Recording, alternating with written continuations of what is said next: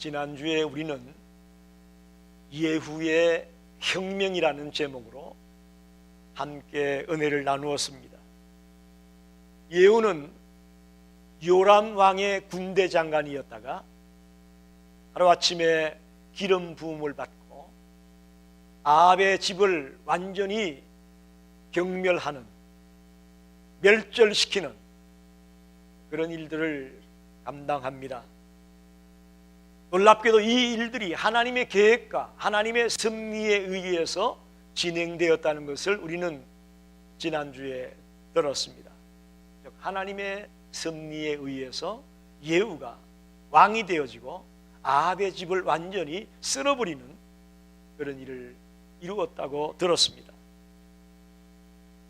특별히 아합의 아들 요람을 활을 쏘아가지고 염통을 뚫고 지나갔다, 그렇게 표현이 되어 있어요. 활을 쏘았더니 그 화살이 요람 왕의 염통을 뚫고 지나가서 아합의 아들 요람을 죽입니다. 그리고 놀랍게도 그 시체를 나봇의 포도밭에 집어 던졌다, 그렇게 기록되어 있습니다. 두 번째는 아합의 아내 이세벨, 높은 창문에서 그 이세벨을 집어 던집니다. 그랬더니 그 이세벨의 육체가 완전히 풍지박산이 났어요. 좀 시간이 지난 뒤에 그래도 왕의 부인인데 시체라도 굳어야 되겠다고 나가보니까 이미 개들이 그 이세벨을 다 뜯어먹어버렸어요. 끔찍하죠. 그리고 아합의 아들 70명이 있었는데 그 아합의 아들 70명을 다 죽입니다. 예후의 혁명이 아주 무섭습니다. 무섭게 아합의 집안을 진멸하고 능멸하고 있음을 성경은 말하고 있습니다. 그런데 오늘 본문 30절 31절을 읽어보면 예후에 대한 평가를 이렇게 하고 있습니다.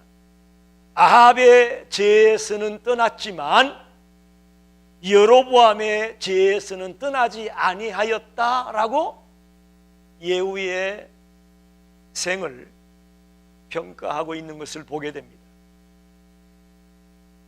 우리는 다른 사람의 성공을 통해서 배우는 것도 많이 있습니다만은 다른 사람의 실패를 통해서 더 많은 것을 배울 수 있다고 저는 믿습니다.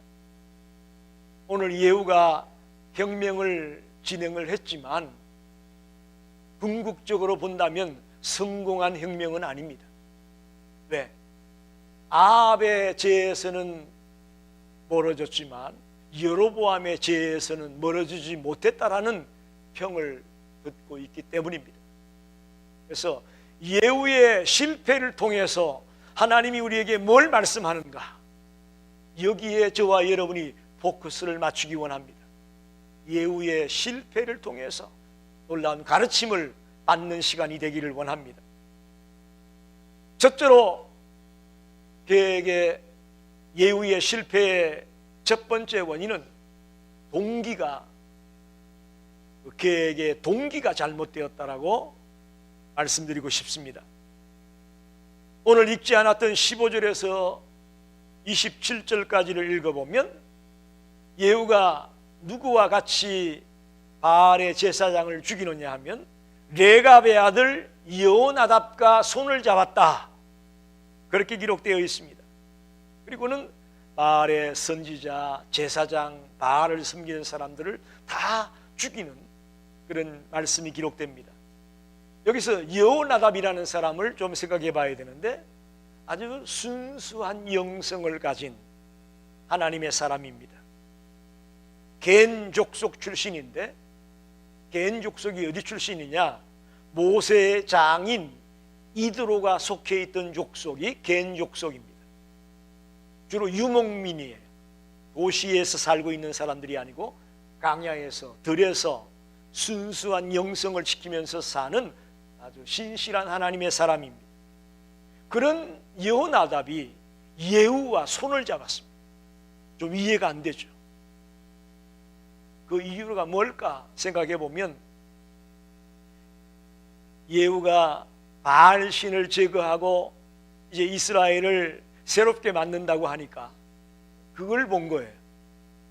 그걸 좋은 생각을 갖고 여호나답이 예후와 손을 잡았다. 그런데 16절에 보니까 예후가 여호나답에게 이렇게 말합니다. 여호와를 위한 나의 열심을 보라. 여호와를 위한 나의 열심을 보라. 그가 하나님의 말씀대로 아합의 가문을 진멸하는 대단한 일을 했지만, 그가 일하는 동기가 하나님께 영광을 돌리고 하나님의 이름을 더럽히기 위한 동기라기보다는 자기를 가시하고자 한, 자기를 자랑하고 자기를 드러내고 싶어하는 동기가 더 많았다라는 것을 보여주는 말씀입니다. 여호와를 위한 나의 열심을 봐라. 자기를 가시하고 자기를 자랑하고 있는 예후의 모습을 발견하게 됩니다. 우리가 그렇습니다. 우리가 하나님의 사람이라고 말하고 하나님의 자녀가 되었다고 말하고 또 직분을 받았다고 말합니다. 그러나 가끔 보면 우리가 하나님의 영광을 위해서 하기보다는 나를 자랑하고 싶고 나를 드러내고 싶어서 하려고 할 때가 많다라는 사실이에요.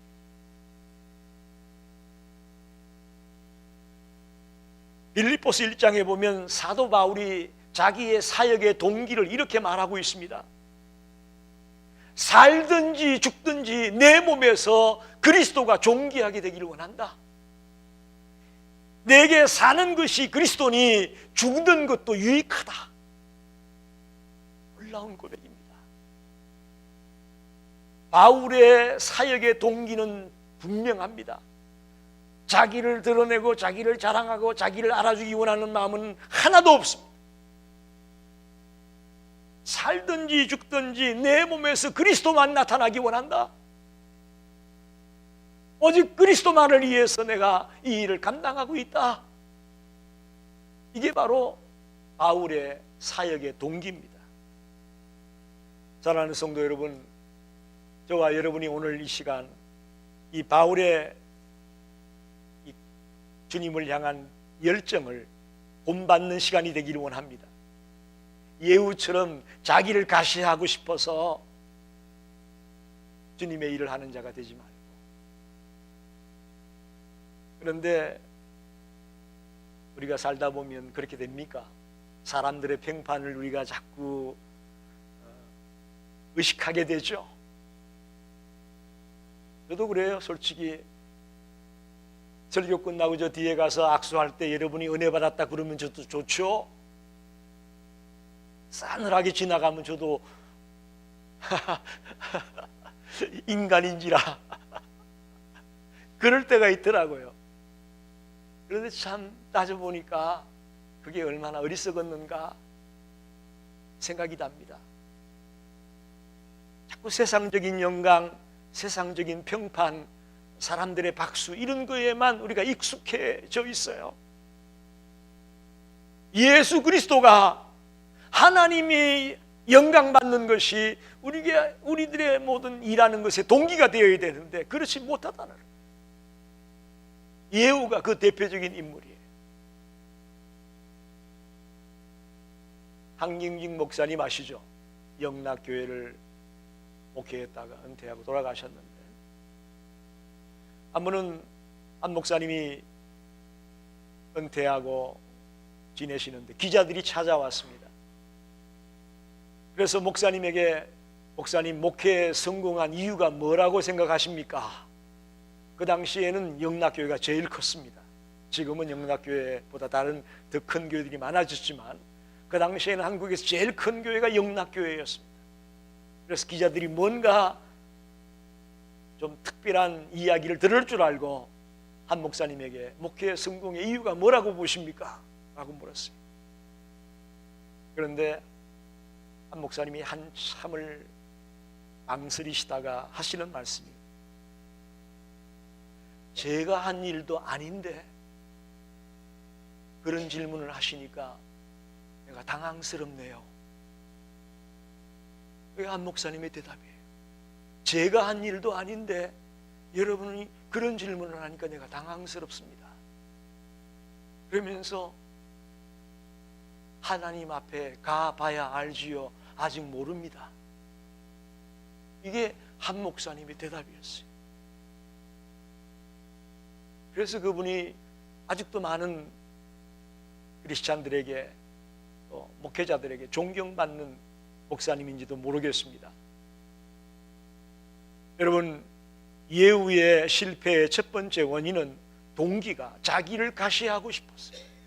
하나님을 향한 나의 열심을 봐라! 나 이런 사람이야! 이게 그의 목적이었어요.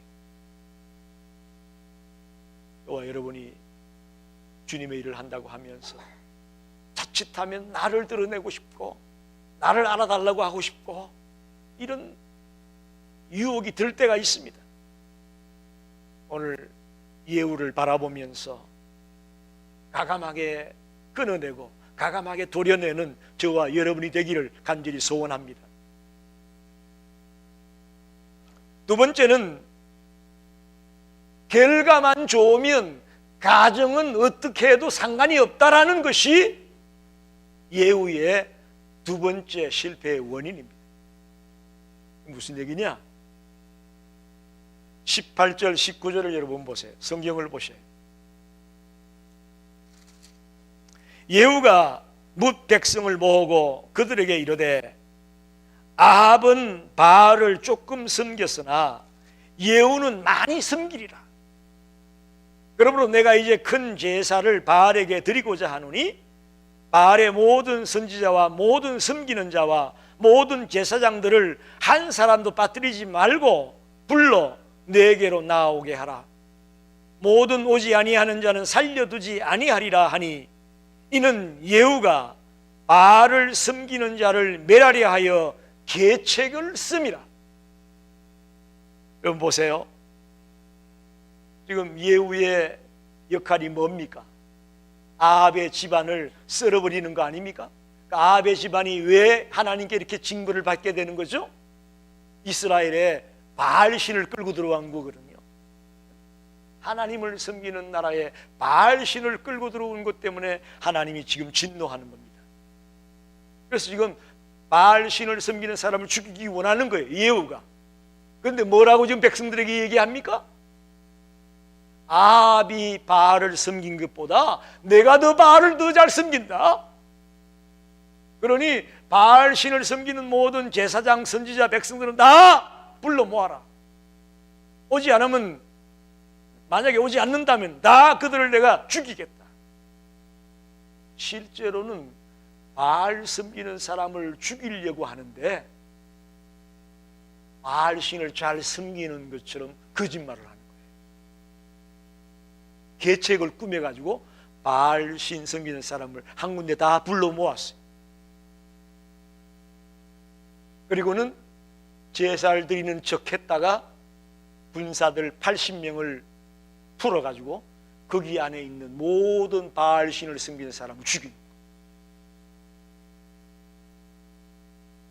언뜻 보기에 예후가 하나님의 계획대로 잘 했네. 여러분이 그렇게 넘겨버릴 수 있을지 모르겠습니다만은 바알의 선지자, 섬기는 자, 제사장들을 죽이기 위해서 거짓말을 동원하고 계책을 꾸며서 이 일을 진행하고 있는 예후의 모습은 저와 여러분이 곰곰이 생각해 봐야 됩니다. 오늘 많은 분들이 교회에 다니면서도 내가 목표가 이러니까, 선한 목표를 가지고 있으니까 그 목표를 이루기 위해서 진행하는 과정에 있어서는 거짓말도 좀 하고 속이고 뭐 좀 잘못된 거 해도 상관이 없다. 목표가 좋으니까. 맞습니까? 틀립니까? 노멜이요. 오늘 그런데 그렇게 믿는 사람이 너무나 많다는 거예요. 너무나도 많다는 사실이에요. 결론적으로 바알의 선지자를, 제사장을 다 죽였으니까 결론적으로 성공한 거 아니냐? 그렇게 말할지 모르겠지만 하나님이 보시기에 그거는 노라는 사실을 우리가 알아야 된다는 것입니다. 가정도 중요합니다. 결과만 중요한 것이 아니고 그 결과를 이루기 위한 가정 또한 굉장히 중요한 것임을 분명히 우리에게 가르치는 말씀입니다.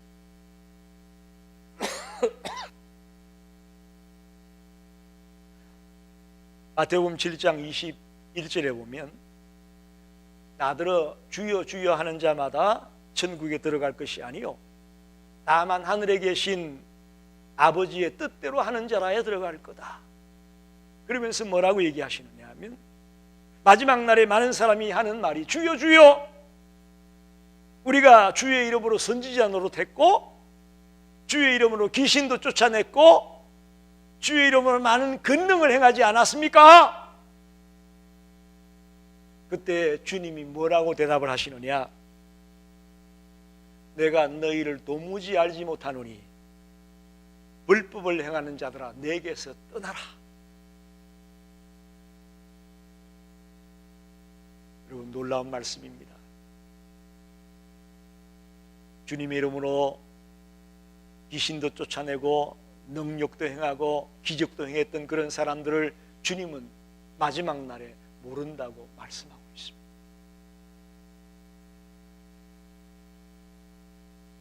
목표가 좋고 결과가 좋았다고 가정에 있어서 술수와 계책을 꾸미고 거짓말을 도모하고 불의한 방법을 도모해가지고 일을 이루었다, 와 성공했다, 그것은 진정한 성공이 아니라는 것을 알아야 합니다.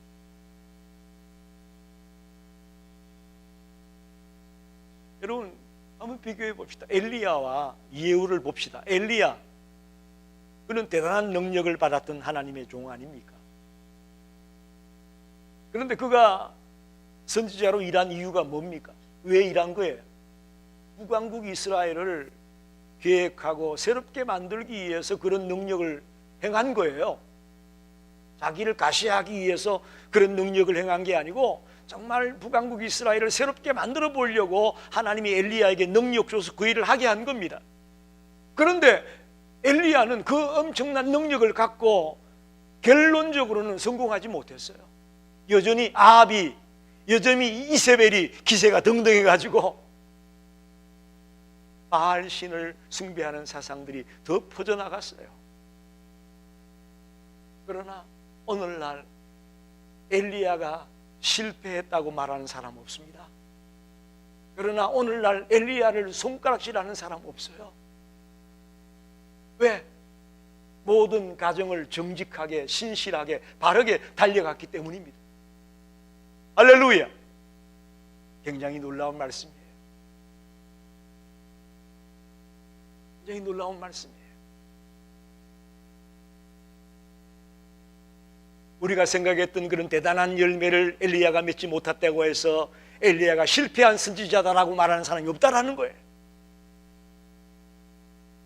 그는 모든 가정 하나하나를 순수하게, 신실하게, 정직하게 달려나갔던 신실한 하나님의 종이었기에 오늘날도 많은 사람들은 그를 존경하고 있고 그를 인정하고 있다고 믿습니다.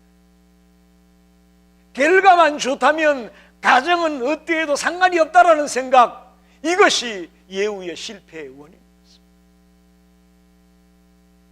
얼마든지 다른 방법으로도 바알의 선지자들을 처리할 수 있는 길이 있었음에도 불구하고 거짓말로 나 바알신 잘 섬겨! 백성들을 불러 모아가지고 바알신들 모여서 제사 드리는 듯이 해가지고 그 속에 가둬놓고 다 죽이는 이런 모습이 예후의 실패의 모습이라고 봅니다. 저와 여러분은 결과만 중요시하고 가정은 뭐 어때해도 상관이 없다라는 잘못된 생각들을 오늘 다 내려놓기를 바랍니다. 다 던져버리길 바랍니다. 마지막 세 번째는 남은 계획했지만 자기 자신을 계획을 못했어요. 이게 예후의 실패의 모습입니다. 남을 계획했다는 게 뭐예요? 아합의 집을 진멸하라는 주님의 말씀대로 아합의 집안을 다 쓸어버렸습니다. 그건 하나님의 말씀대로 잘 했어요. 그런데 정작 자기는 어떻습니까? 여로보암의 죄에서 떠나지 않았다. 여로보암의 죄가 뭡니까? 여로보암은 북왕국 이스라엘의 초대 왕이에요.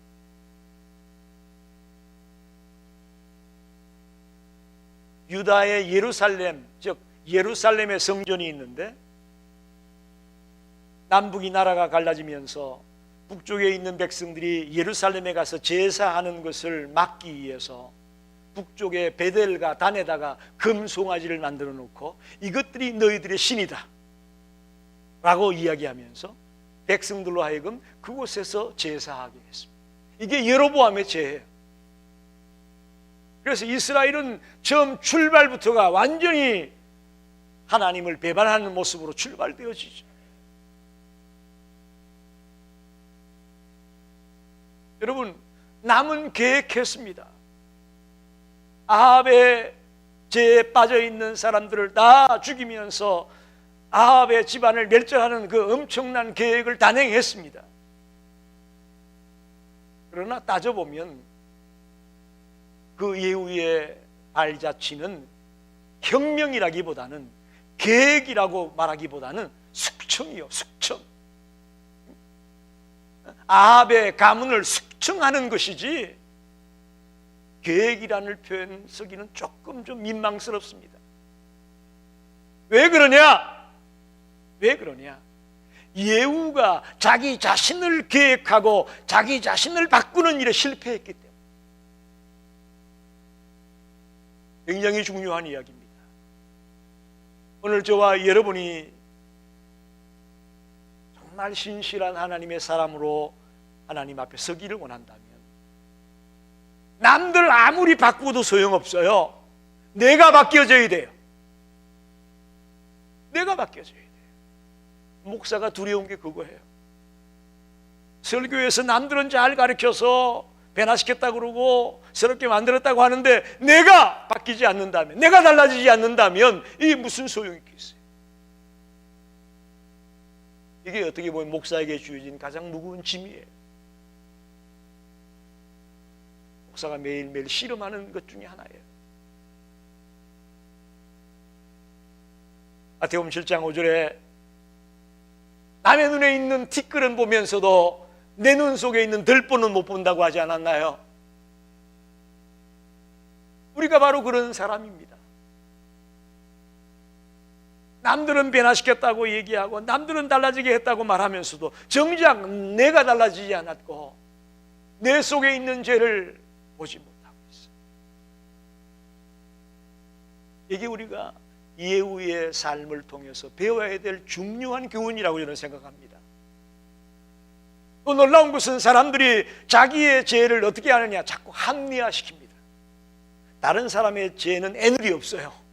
아주 날카롭게 철두철미하게 들고 치면서 자기의 잘못하는 건 합리화시켜요. 난 괜찮아. 이것 점은 괜찮아. 이건 괜찮아.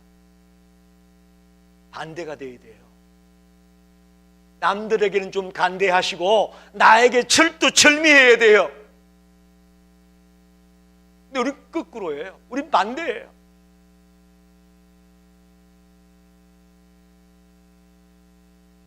우리는 이 어두운 세상을 계획해 나가라고 환한 빛을 비추어서 저들이 돌아오게 하라고 하나님 우리를 부르셨습니다. 그러기 위해서는 다른 사람 변화시키는 것보다도 내가 먼저 철저하게 녹아지고 깨어지고 변화되고 새로워지는 이 문제에 초점을 맞추기를 바랍니다. 그래야 우리가 삽니다. 그것이 우리가 사는 길이에요. 결론을 내립니다. 오늘 예후의 실패를 통해서 우리에게 주는 교훈이 무엇일까를 생각했습니다.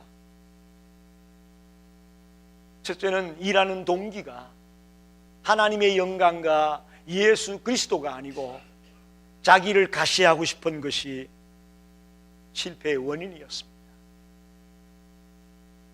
우리가 교회에 있든지 직장에 있든지 가정에 있든지 사업장에 있든지 어디든 간에 여러분이 어떤 일을 하든지 일하는 동기가 나를 가시하고 나를 자랑하고 나를 드러내고 싶은 동기가 되지 마시고 살든지 죽든지 내 몸에서 그리스도가 존귀되기 원한다는 바울과 같은 그런 동기에서 일하기를 바랍니다.